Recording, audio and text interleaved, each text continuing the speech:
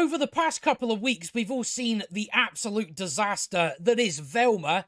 Well, at least I've seen it, and it's no walk in the park.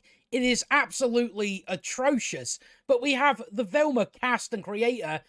They give their thoughts on what show I guess they think that they've created. As it says, Velma cast and creator claim HBO Max series inspired by their love for both animation and previous Scooby-Doo cartoons. Now, that's a good joke. If you put that in your show, maybe you get a few people to laugh. I find it hilarious that we've seen what you've created, and to say you are inspired by or have a love for Scooby-Doo cartoons, I just don't see it. I really don't see it. It seems like all that's happened is HBO Max have went, how are we going to get people to watch this? I know, smack the Scooby-Doo logo on it. That's the only reason it's attached to Scooby-Doo. It's for no other reason than that. It's just a way to market it to people on an IP that people already know. That's why when you watch it, you'll notice that there's no connection whatsoever to Scooby-Doo. It's just names. That is about all it is. So inspired by and love for, that's obviously horseshit.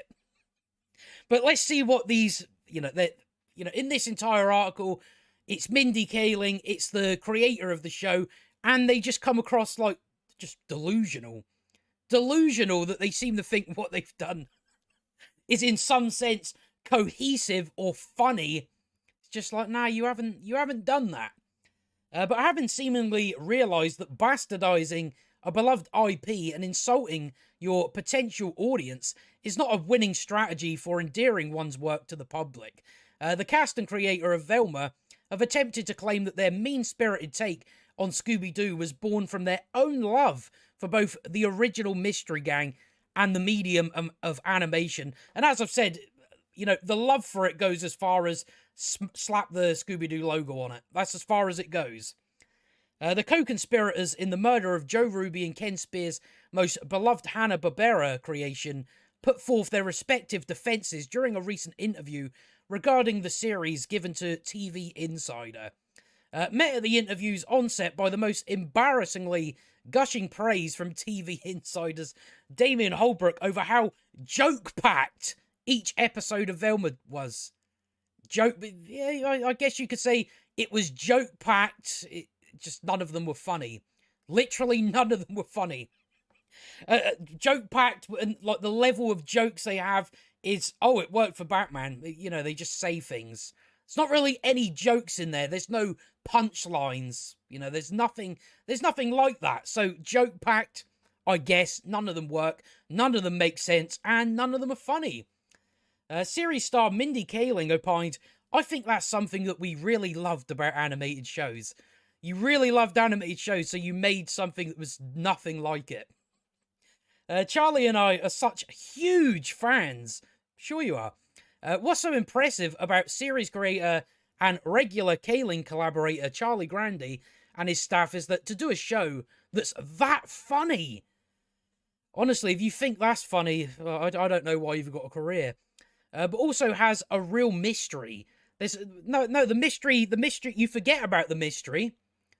The mystery comes up now and again, but most of the time we're spending our time on, Velma, Velma wants to get with Daphne. Norville wants to get with Velma. Now Fred wants, we spend time doing shit that has nothing to do with a mystery. Nothing to do with a mystery whatsoever. So I don't know where they're getting this from. There's a serial murder in the show. Not really, is there? It's happened twice. And we haven't really spent any time on it. It's just random stuff happening.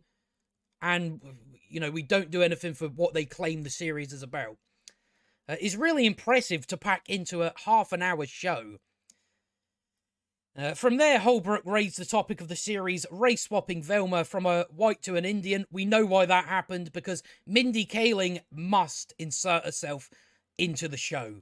That's why they race-swapped her. Who herself regularly promoted the show by boasting about the orange-sweatered sleuth's new heritage dismissed It's interesting. Her identity is a big part of what people have been talking about. Not really.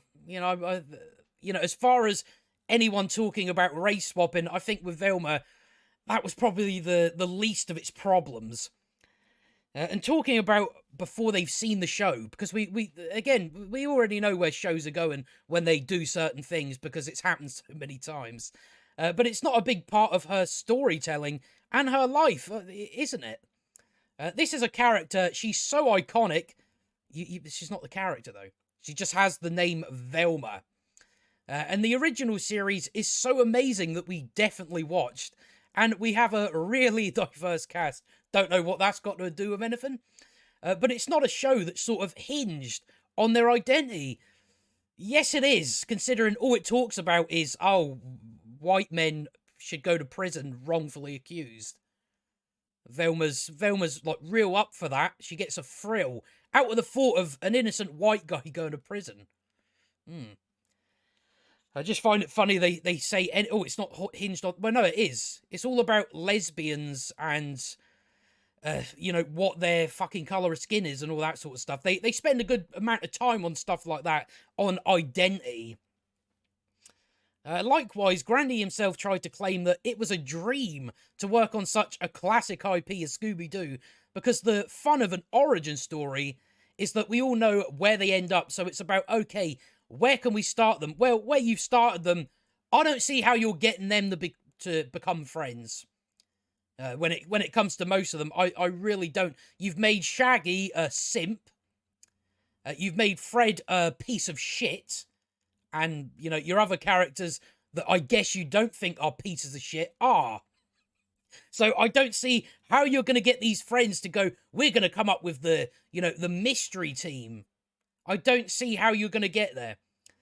But it doesn't matter because none of your show makes any fucking sense whatsoever, so it doesn't really matter. Then in terms of the mystery, there's definitely a lot of mystery. It's definitely not, we're going to sexualize a bunch of 15-year-olds. It definitely is nothing to do with that. It's all about mystery. Again, they claim that it's all about mystery, yet you don't see it in the show. They've forgotten about it. Because they have something where we're doing something, we're trying to achieve something, and then we just go sideways onto something else. Daphne and Velma are gonna get off with each other, and it's like, well, what's that got to do with a mystery? I thought this was a mystery. Doesn't seem like any of it's there. I always wanted to do a season-long mystery, and so to kind of figure that out and work backwards and where you plant that information and how it can come out in a comedic series was difficult. It definitely was difficult for you, considering you didn't get there. But it's really, really fun. That's the fun, the tension of it. The characters all stem from this original idea of they're all so comfortable with each other. They're in a van all the time. They don't really bicker. So it's like, how do you get that comfortable with people? You have to go through just a lot of shit to get to that point. So, no, I don't know what kind of friends you've got. Maybe, they're comfortable with each other because they're friends. The idea that, to be friends with someone, you got to hate each other first.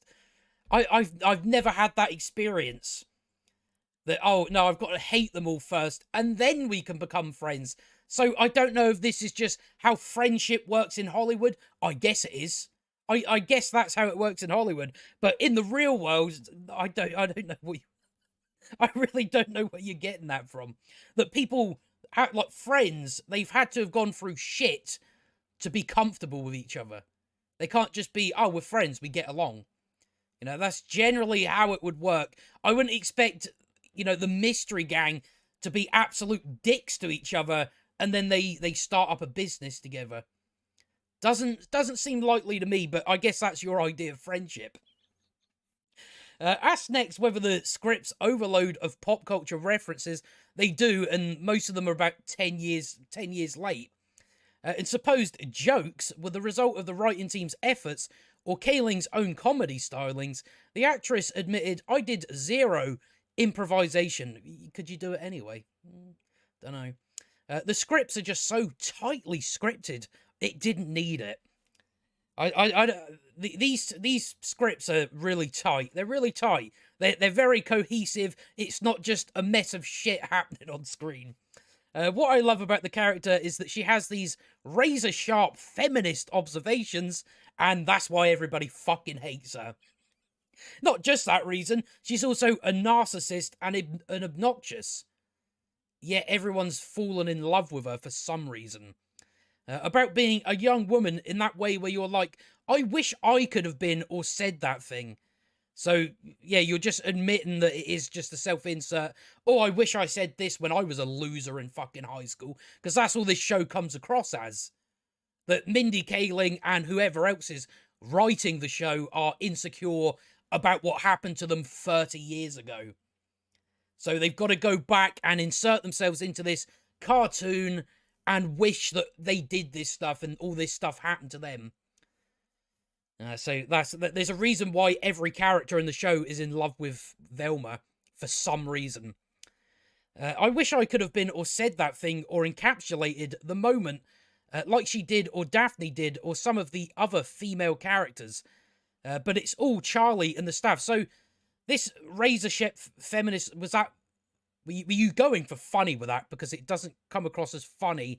It just comes across like like someone hurt you. That's how it really comes across. Offering his own thoughts on stepping into the shoes of such an iconic character, Norville, voice actor Sam Richardson recalled to Holbrook, I just love Scooby-Doo. And I love... So, your character's a simp. They made Shaggy a simp. Where he wanted to sell his kidney to blackmail Velma into falling in love with him. Right. And I loved all the characters so much, I grew up watching them, so that's why you agreed to do this.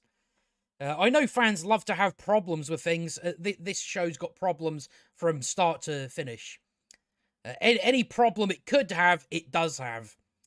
So I was excited to get into that realm, just because fans have problems with things. He joked, making reference to how he was playing, in his words, a sober black Shaggy. Yet, despite this supposed love for the original team and their adventures, an anecdote given by Fred voice actor Glenn Howerton would suggest otherwise. I still don't know why he agreed to do this show. It's like you've done shows like It's Always Sunny, a fucking great comedy show, and then you agree to do something like this.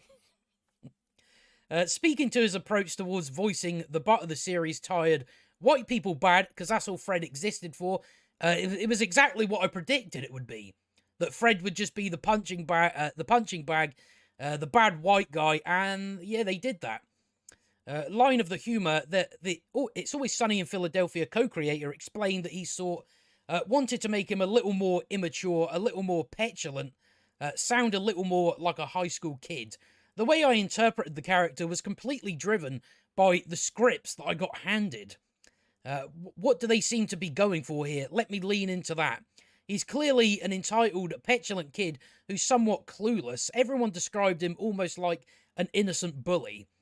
He's a bully, but he's completely unaware of how offensive the things are that he's saying, so it couldn't be further from what Fred is. Because there's no passion involved in this. There's no love of the IP. That is why they've made Fred an absolute scumbag. In his mind, he's super nice, but he says and does awful things. So that was a funny thing to lean into. Yeah, but it's not funny, though. None of it's funny. You have no jokes that hit. No jokes are landing. There's just no jokes whatsoever. So that is the cast and crew's delusional takes on what they've done. I find it funny that we've got love for Scooby-Doo. You don't know. You don't know, and it becomes very obvious. Very, very obvious. It doesn't take long to see, oh, yeah, no, it's just we've slapped the logo on it to get people to watch, because we knew if it was its own thing, and we did what we did with this, nobody would show up for it. And I mean, nobody's shown up for it anyway. The first episode, how long do we think it took for people to go, all right, let's not bother anymore? I'd say 5 minutes into the first episode. That is about all. You know, they claimed, oh, it's killing it on HBO Max. It's the most watched HBO Max original animation ever. And it's like, it's competing against like three other things. So I don't think that's the win you were looking for. But the Velma cast and crew, they were inspired by Scooby-Doo, and somehow they ended up with this.